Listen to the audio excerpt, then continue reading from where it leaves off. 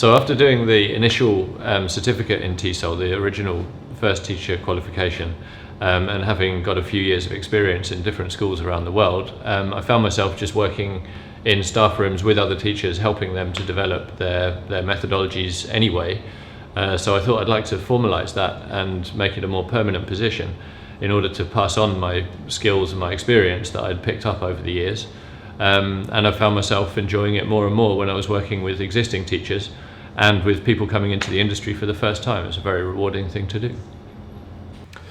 So I'd been working as a language teacher for a number of years and completed the higher level diploma qualification while I was working in Colombia, and really felt once I'd finished that, felt like I wanted to put the knowledge and experience I'd gained from that qualification into good use, because I'd been regularly engaging with my peers and colleagues to talk about reflective practices and methods and doing my own sort of research projects. And to me, becoming a teacher trainer seemed like a sort of a natural progression from there. Well, I had been teaching for 10 years and I decided it was time to move ahead in my career, and I had just finished my MA in TESOL, and I decided this was the next step.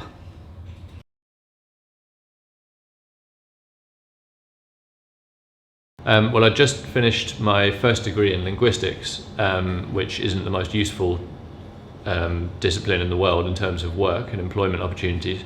So I decided to follow up my love of learning languages and the language learning environment by going on to do the certificate. Firstly, it enabled me to travel and work together, which is an excellent thing to do. And I basically used it as a second passport, which could take me to different countries and give employers a sense of the quality of what I was offering. My certificate was, when I actually completed it, it was one of the most difficult things that I'd done, and I learned a lot about myself as a trainee. Once I had the qualification, I was basically able to work anywhere I wanted, and I'd finished university and was in a position where I could either go back to university and do an honours or a master's, and wasn't ready to commit to that. And I also didn't want to choose a job where I would be location dependent. I wanted to be able to travel and learn another language, and this seemed like a really good opportunity. Initially, I did it to buy myself some time to figure out what I wanted to do with the rest of my life, and that was 8 years ago. Well, it was like earlier mentioned, a second passport allowed me to travel around the world, allowed me to professionalize in the industry, and it provided opportunities in premium language centers and my opportunity to work at the British Council.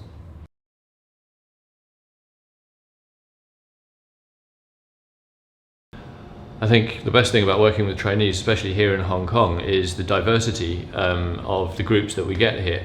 We get people from all walks of life, all ages, all cultural backgrounds, all language backgrounds, and they all come and work together and really bond very, very well in the environment that we set up for them here.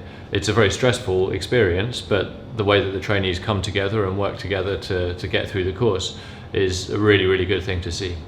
I particularly enjoy working with trainees because you get a very real sense of their development, and it's on a sort of a day-to-day basis. You can see how the ideas and practices that they've been working on sort of materialize in the classroom, and I think as a trainer you get to share in their sense of immediate development and immediate improvement, and I find that a really rewarding experience. The best thing I would say is that there's a variety of people, and people come with different experiences, and I like imparting my knowledge on them and sharing what I've learned over the years.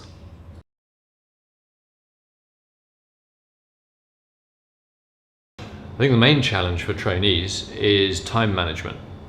We ask trainees to do quite a lot of assignment work in addition to preparation for their teaching practice and delivery of their lessons. And there's a significant amount of language awareness work and homework to do every night.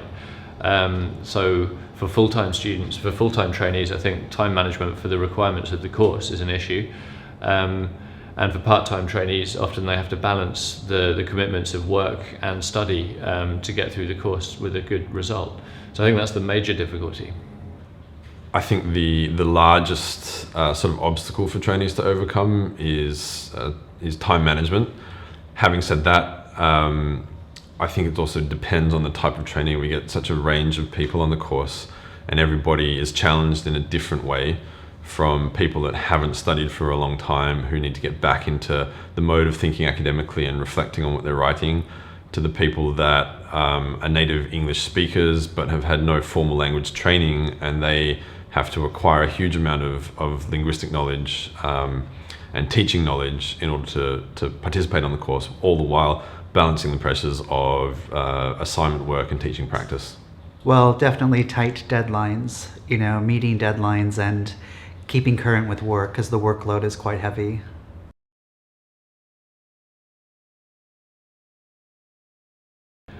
We have an overwhelmingly positive reaction from graduates on the course. They say that it's one of the hardest things, if not the hardest thing they've ever done. But they all come out of it with a glow and a sense of satisfaction about what they've just done. It is hard, but it's rewarding, and I think the contact that we have with our trainees after the course shows that. I think the most common comment that I get is that it's the most rewarding thing that people have ever done. We recently had a gentleman who had a couple of higher degrees and had been teaching for a number of years, and he said it was the most challenging thing that he'd ever tried to do. They say it was well worth the money. They usually find employment, and they said they feel prepared for their first teaching job.